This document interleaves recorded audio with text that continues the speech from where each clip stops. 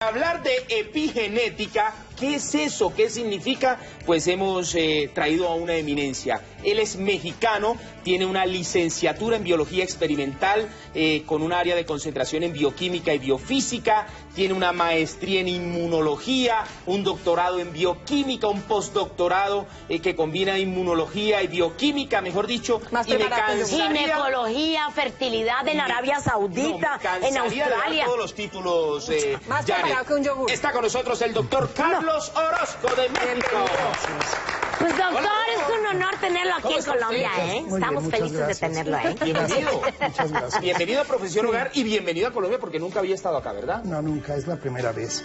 Pues bienvenido, doctor. Doctor, empecemos por lo más básico. ¿Qué es epigenética? Epigenética. Sí. ¿Qué significa? Epi significa arriba, sobre, y genética es la ciencia que se ha dedicado a estudiar las bases de la herencia, es decir, lo que heredamos de nuestros ancestros. Por mucho tiempo se pensó que nuestros genes determinan nuestra biología, es decir, si tú tienes un gen que es precisamente una información que viene de tus ancestros, tú vas a expresar determinadas características. Estas se manifiestan a nivel fenotípico, es decir, en la forma en que tú te ves, pero también en tu genoma, es decir, en el ADN, que es precisamente la molécula que en algún momento se le llamó la huella de la vida. Correcto. Y ahí está toda la información de toda tu historia a partir de los ancestros que vinieron a poblar el planeta hace miles de años. Si es genético, entonces, ¿cómo se puede de pronto modificar de alguna manera esa forma en que vivimos, en que tomamos la vida, la energía que tenemos para realizar cualquier actividad? ¿Puede modificar esa genética? Exactamente. La genética, como dije, se habla de un dogma genético. Un dogma, si ustedes lo ven en el diccionario como definición, es simplemente una connotación netamente religiosa donde no hay cuestionamiento. Dogma de fe. Exacto, dogma de fe. Entonces, por dogma de fe, la gente que estudia medicina o estudia genética o estudia biología, aprendemos todos con los mismos libros de texto. Y el genoma, como es un dogma, nunca se cuestionó. Ajá. Y la gente pensó que siempre sus características, tanto conductuales como su propensión para desarrollar determinado tipo de enfermedades, viene heredada de sus ancestros. Sí. Y desgraciadamente, si uno trae los genes, pues estás prácticamente determinado y estás condenado a tener esa vida porque no te puedes zafar de ella. Sí, eso es lo que nos enseñaron. Ese es el dogma genético y ese es unidireccional. Es decir, que no lo puede revertir. Con la epigenética se ha demostrado que en realidad lo que importa es la señal que recibe el ADN para poder expresar una serie de características que nos van a hacer comportarnos e incluso vivir de determinada manera. Sí. Entonces, esto tiene que ver con las señales que vienen del cosmos. Es decir, nosotros somos como una antena que recibimos información, la tenemos en el sentido de vibración, porque todo vibra. En este momento, con esa vibración hay una resonancia, hay una identificación, hay una decodificación y hay una traducción. La traducción, como la palabra lo dice, decodifica el mensaje y entonces el genoma produce cierto número de proteínas o cierto tipo de sustancias que hacen posible que nuestro cuerpo sea lo que es ahora. Sin embargo, hablamos ahorita de la influencia que tienen las señales que vienen del medio ambiente. Ajá. Y esto tiene que ver mucho en la manera en que estamos viviendo actualmente, porque estamos rodeados de muchísima información de la cual no somos conscientes. Correcto. Y esta información altera nuestro ADN y nada tiene que ver con nuestro acervo genético. Óigame, Doc, a través de este estudio, si uno, por ejemplo, se hace, no sé, más adelante hablaremos si hay algún examen que determine esto o alguna investigación, uno descubre que nuestros ancestros nos están heredando de pronto enfermedades, comportamientos, todo este tipo de cosas que uno podría modificar para no sufrir esas enfermedades y ese tipo de cosas. Esa es la idea, esa es precisamente la idea. La cosa es modificar la conducta y evitar el creer en el tabú que se hizo y que se pasó generalmente sin cuestionarlo.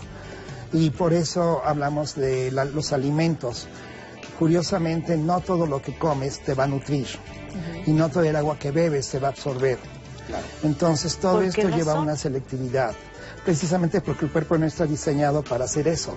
Pero la gente que estudió esto antes no sabía nada del cuerpo, sabía mucho de genética, pero en realidad de la fisiología sabía muy poco.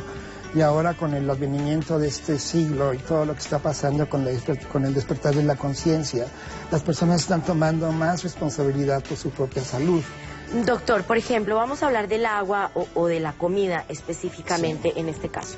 Tenemos un vaso de agua común y corriente. Si a esa agua nosotros la energizamos primero con pensamientos positivos, la ponemos a que le dé la luz del sol y yo digo conscientemente, bueno, esta agua me va a curar una migraña que tengo. ¿Se puede lograr bajo Por esto supuesto que sí, diciendo? porque esa es la señal epigenética que estás dando a tu genoma y eso pasa. La cosa es precisamente imprimir la información que tú tienes en el agua. Y cuando tú la pasas, exactamente pasa esto en ti y te hace sentir súper bien. Hay un ejemplo que es verídico, lo pueden ver en internet, en YouTube o un centro de estos, en donde después de la Segunda Guerra Mundial, unas ciertas personas en Nagasaki quisieron tener una especie de venganza contra las personas que habían puesto una bomba en su país y terminaron aniquilando a la población. Entonces ellos se reunieron en un edificio que estaba cerrado con mucha seguridad, con todo esto. No les permitieron ningún alimento más que agua por el temor de que los fueran a envenenar. Sí, claro. Porque ellos lo que querían era desencadenar una guerra de tipo bacteriológico, con el propósito de vengarse por lo que había pasado. Y como el propósito era de ese tipo, se les permitió nada más usar agua. Y entonces cuando estas personas están tomando agua, a la media hora empezaron con una serie de calambres abdominales y después con disentería y terminaron con una toxicidad tremenda. Entonces ellos pensaron, lo inmediato fue, nos envenenaron el agua. Estas personas, sin excepción, llegaron a ser tratadas en un hospital para lavarles el estómago, el intestino y detoxificarlos. El agua fue analizada en un laboratorio de citopatología y encontraron que no era otra cosa más que agua. Agua. Entonces el agua realmente lo que tú dices es que recibe información y la misma agua tiene la capacidad de almacenar esa información. Yo ya había oído eso. Es lo mismo, digamos, también que se utiliza con el agua, con los colores y esas cosas, no sé qué, ver lo del y doctor esto, Santiago. Si tú te pones a ver que eres 90% agua, en realidad eres un acuario viviente. Tenemos más microorganismos en nuestro ser que células que nos hacen a nosotros mismos, los puedes ver o no. Hablamos de que el ser humano está compuesto de trillones de células, tenemos trillones de células simplemente en el intestino delgado.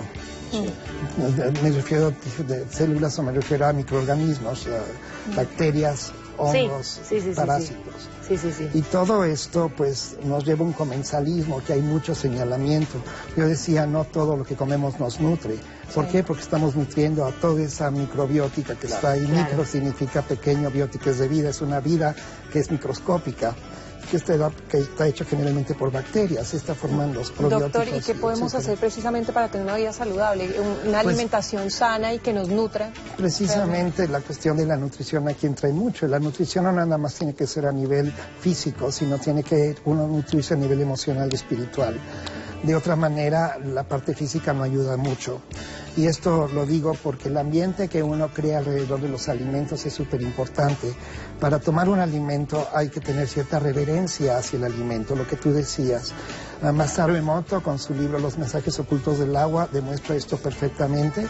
Yo ahorita vengo, además de venir de Alemania y de Europa, estuve hace más o menos un mes, estuve en Japón, estuve en la escuela de Hado del doctor Masaru Emoto, que ya trascendió, y dejó una legacía a su hijo Hiro y también a Yasuki, que son los que están llevando ahorita a cabo el programa de Masaru Emoto, con esto de llevar agua que sea, que lleve algo de nutricional a la gente. Y curiosamente el agua forma parte de todos los alimentos que estamos comiendo. Doc, vámonos a algo práctico. Donde nosotros podemos intencionar lo que estamos comiendo.